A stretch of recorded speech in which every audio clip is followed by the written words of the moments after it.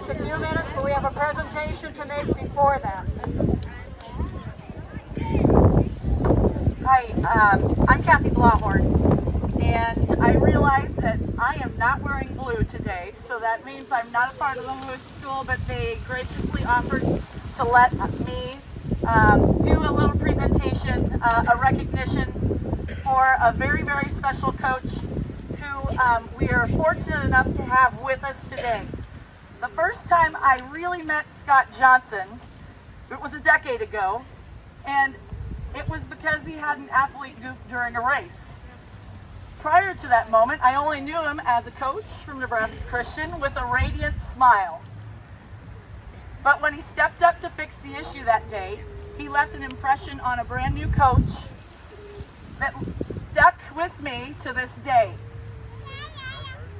He not only instigated that conversation, but he also promised he would make it right, and he did. That particular day, it cost him a runner-up trophy, but he gained much respect in the process. He demonstrated kindness in the face of adversity.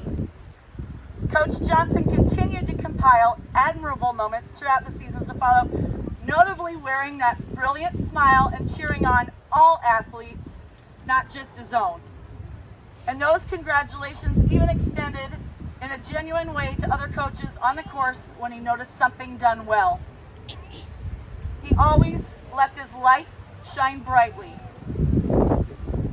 After a district meet a couple years back, I had a few cookies left that my athletes didn't eat.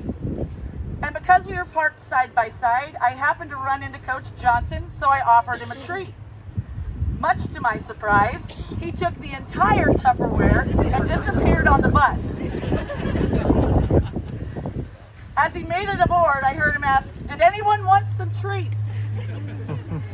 A few moments later, he returned with the vibrant smile and the empty Tupperware without having had any for himself.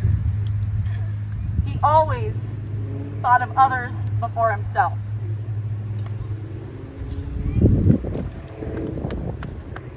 The wind is not my friend.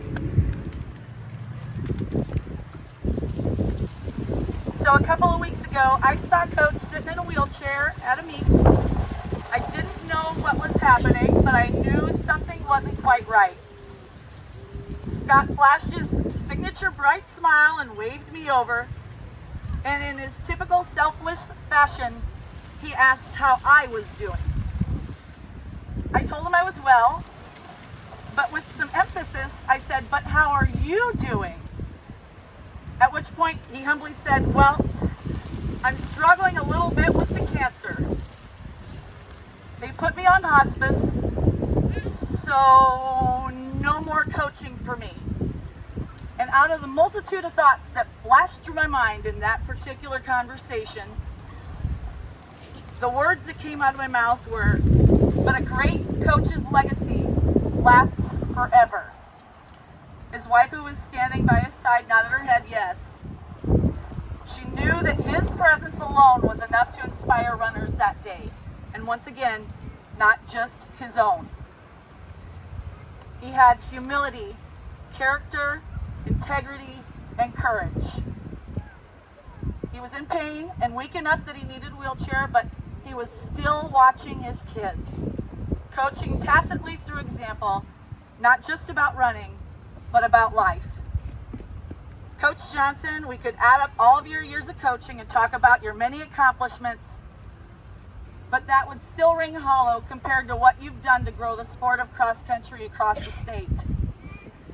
For leading by example while guiding many other coaches, new and old, you've made a difference in more ways than you'll ever know. Thank you. At this time, we have Dan, the current NC coach. He had a couple things he wanted to add. Let's see, where'd he go? Oh, here he is. Okay.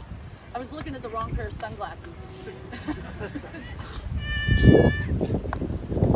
I just wanted to say what a privilege it is from the NC family to be able to recognize Coach Johnson today at the conference meet. In a sport that is absolutely characterized by character and sacrifice and empathy, that is completely how Coach Coach Johnson has lived his life and the culture that he's built with the NC family and within the conference. Man, we talk a lot as a team about being image bearers of Christ and what that means as a family, and just that nothing else matters in our world. And just to be able to day in and day out let people know that the only thing that matters is who we are in light of Jesus Christ. And that is how Scott has lived. That is how he built the culture of our school. And that's the reason that he's made an impact on the sport and in our conference. And so, Coach, we just thank you for that example. Thank you for the culture. And I better stop or I'm not going to make it.